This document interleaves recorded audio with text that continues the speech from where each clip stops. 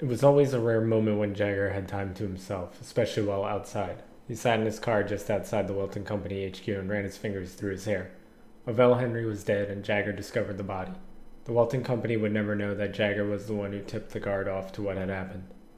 Mr. Walton was working with Mavis and not against him, so Jagger knew to expect the unexpected. Even more so because his only idea was to seek out Rysha. Rysha was unhinged, as Jagger pointed out not that long ago, but she was also tactical and very smart, not to mention loyal to a fault. She would follow Mr. Walton into a burning building and stay there if he asked her to.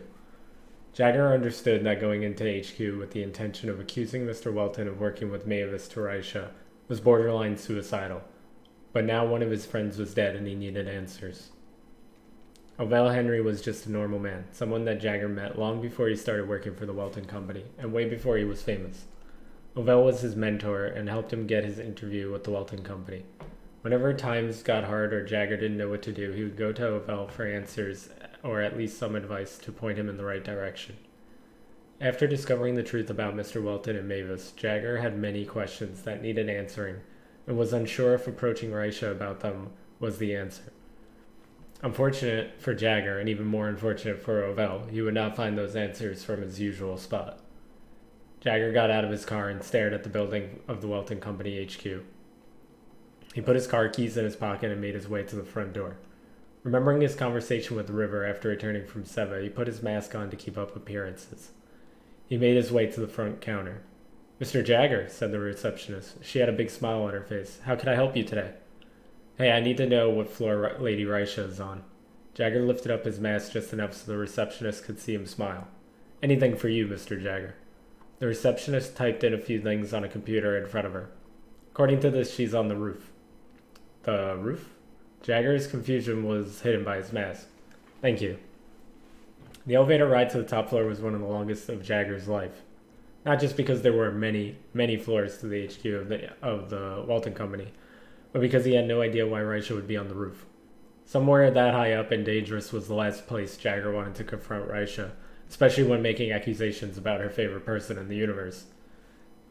When Jagger reached the top floor, it took him a few minutes to figure out how to even access the roof, but finally he figured it out. A doorway that led to a staircase. One set of stairs went down and the other went up. He took the stairs going up and reached a door that was held open by a doorstop. He pushed the door open and made his way outside. It was odd how still the air was. Jagger expected it to be windy, but he felt nothing. The building was massive and the roof obviously stretched the length of it, so it was hard for Jagger to find Rysha. He searched both sides and began to panic that if Rysha went back inside and removed the doorstop, that he may get stuck outside. He checked if his phone still had service, which it did, and that brought him some relief.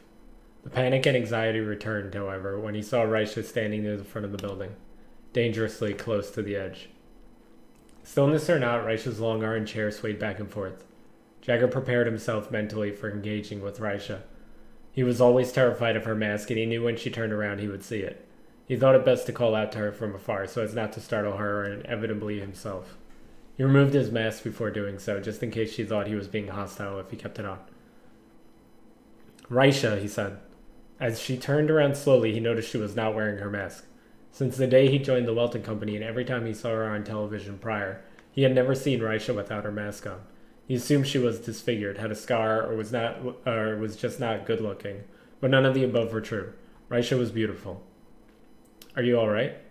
As Jagger got closer to Rysha, he could see tears in her eyes. It looked as if she was crying for a while, and he wondered if she came up here often to do so. "We are so sorry. We treated you horribly the last time we spoke. And the thing we did to provoke you was even worse. You were trying to protect Mr. Walton." Jagger was making his way toward Rysha even slower now that she was speaking. "Why do you keep saying we?" Rysha's eyes widened, and she turned her head slightly to look at the ground next to her. On the ground was Rysha's mask, and seeing it gave Jagger that feeling from earlier again. "The masks disappear when we take them off. The ether dissipates." Jagger pointed at the mask. "How is yours just lying there?" To make matters worse, the mask was lying face up, and the mouth part of the mask was smiling with the sharp teeth. "We don't know. It might be because we never take it off."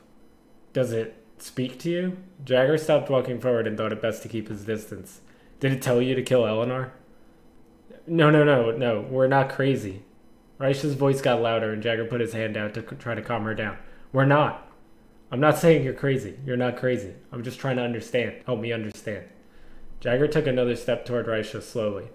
We just wanted to have some fun.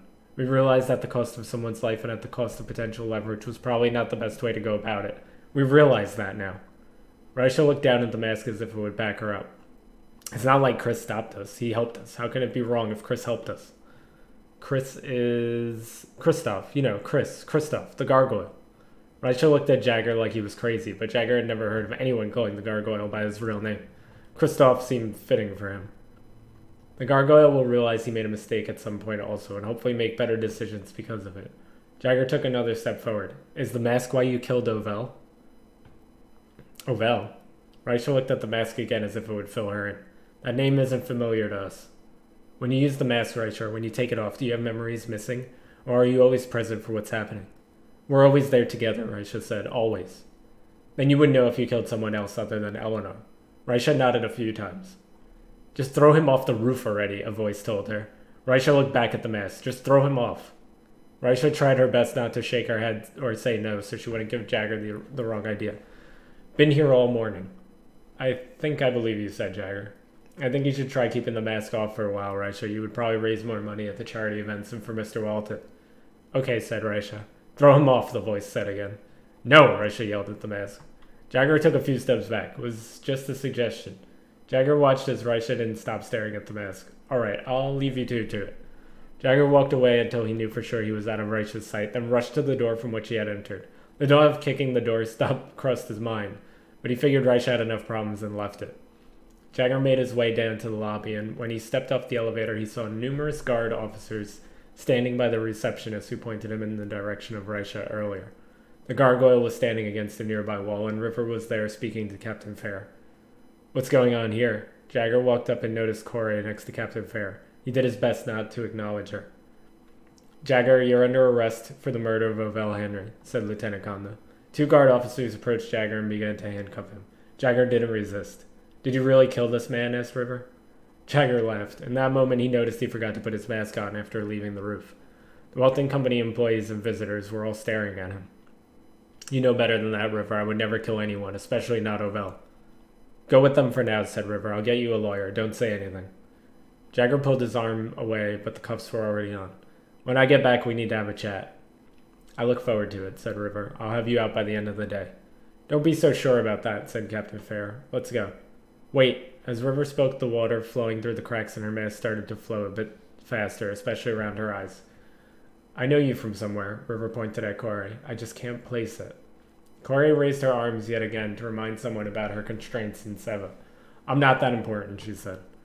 Oh yes, you are quite the little troublemaker yourself, aren't you? Corey smiled. It's one of my more redeeming qualities. Lieutenant Conda stood between them. If you're going to loosely threaten our detective, I suggest you save it. The Walton Company is in enough trouble today as it is. Yes, River waved them off as they began to take Jagger out of the building.